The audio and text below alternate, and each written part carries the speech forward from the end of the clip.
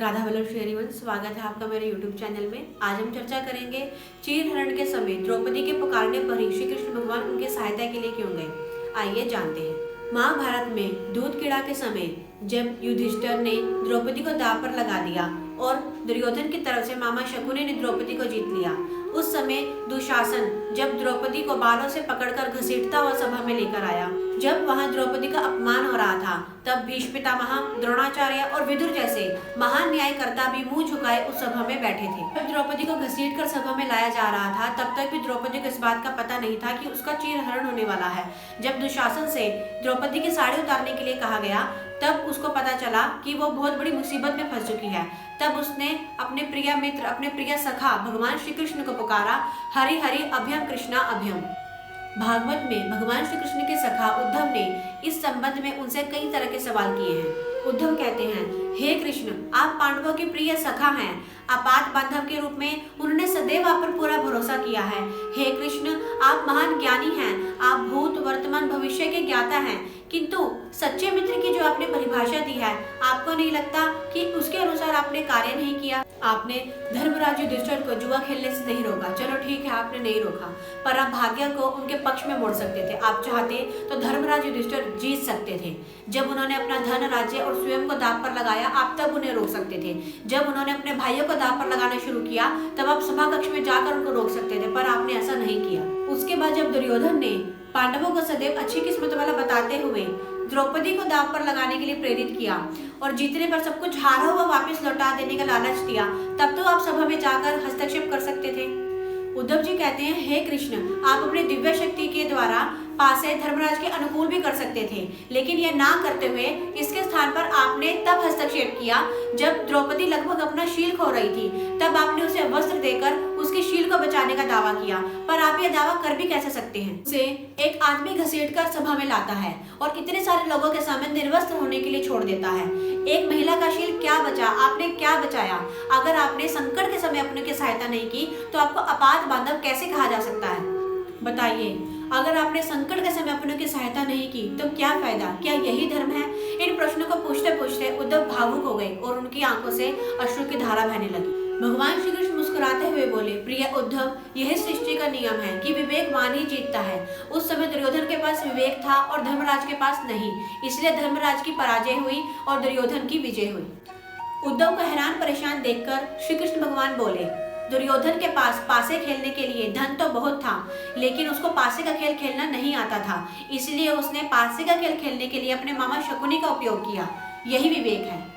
धर्मराज भी इसी प्रकार सोच सकते थे, अपने चचेरे भाई से पेशकश कर सकते थे कि उनकी तरफ से मैं खेलूंगा। जरा विचार करो, अगर मैं और शकुनी खेलते तो पासे के अंक किसके अनुसार आते, शकुनी के अनुसार या मेरे अनुसार।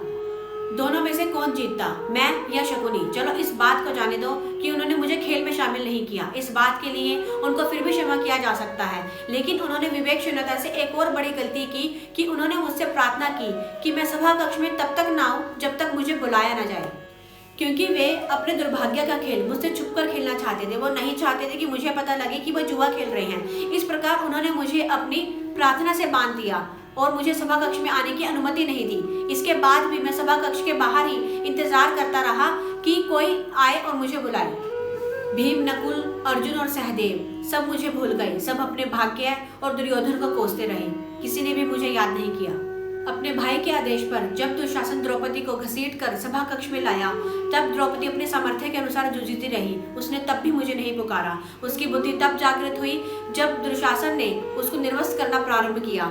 तब उसने स्वयं निर्भरता छोड़कर हरि हरि अभयम कृष्णा अभयम की गुहार लगाई। जब मुझे उसकी शील की रक्षा का अवसर मिला, जैसे ही मुझे पुकारा गया, मैं अविलंब पहुंच गया। अब इस स्थिति में मेरी गलती बताओ। उद्धव ने कहा, कहना आपका स्पष्टीकरण प्रभावशाली अवश्य है, किंतु मैं पूर्णतः संतुष्ट नहीं हूँ। एक और प्रश्न पूछ सकता हूँ, कृष्ण की अनुमति से उद्धव ने पूछा। इसका अर्थ यह हुआ कि आप तभी आओगे जब आपको बुलाया जाएगा। क्या संकट से घिरे अपने भक्त की रक्षा के लिए आप स्वतः नहीं आओगे। कृष्ण जी मुस्कुराए, उद्धव, इस सृष्टि में हर एक का जीवन उसके कर्म फल के आधार पर संचालित होता है। ना ही मैं इसे चलाता हूँ और ना ही इसमें कुछ हस्तक्षेप कर सकता हूँ। मैं केवल एक साक्षी हूँ। मैं केवल तुम्हारे साथ रहकर तुम्हारे हर कर्मों को देख सकता हूँ। मैं सदैव तुम्हारे नजदीक रहकर जो हो रहा है उसे देखता हूँ, और यही ईश्वर का धर्म है। उद्धव ने श्री कृष्ण से पूछा कि इसका अर्थ यह है कि आप हमारे समीप खड़े रहकर सभी दुष्कर्मों का निरीक्षण करते रहेंगे, हम भूल करते रहेंगे और उसका फल भुगतते रहेंगे। तब श्री कृष्ण बोले, उद्धव, तुम शब्दों के गहरे अर्थ को समझो। जब तुम ये जानकर अनुभव कर लोगे, ये समझकर अनुभव कर लोगे कि मैं तुम्हारे समीप सदैव साक्षी के रूप में खड़ा हूँ, तो क्या तुम कुछ भी गलत या बुरा कर सकोगे? तुम निश्चित रूप से कुछ भी बुरा या गलत नहीं कर सकते। जब तुम ये समझ लेते हो कि तुम मुझसे छुप कर कुछ भी कर सकते हो, तभी तुम कठिनाई में फंसते हो। धर्मराज का यही अज्ञान था कि उसने सोचा कि वो मुझसे छुपकर जुआ खेल सकता है। अगर वो ये जान लेता कि मैं प्रत्येक के साथ हर पल साक्षी के रूप में उपस्थित हूँ, तो क्या खेल का रूप कुछ और नहीं होता। उद्धव मंत्रमुग्ध हो गए और बोले, प्रभु, कितना गहरा दर्शन और कितना महान सत्य है। प्रार्थना और पूजा पाठ से ईश्वर को अपनी सहायता के लिए बुलाना तो सिर्फ हमारी एक भावना है, किंतु जैसे ही हम विश्वास करना शुरू कर देते हैं कि ईश्वर की इच्छा के बिना इस धरती पर एक पत्ता तक नहीं हिल सकता, हमें साक्षी के रूप में उनकी उपस्थिति हर समय महसूस होती है। गलती हमसे तब होती है जब हम इसे भूलकर सांसारिकता में डूब जाते हैं। इससे हमें ये पता चलता है कि जो संसार है ये कर्म भूमि है। हमारे कर्मों के अनुसार ही हमें सुख और दुख की प्राप्ति होती है।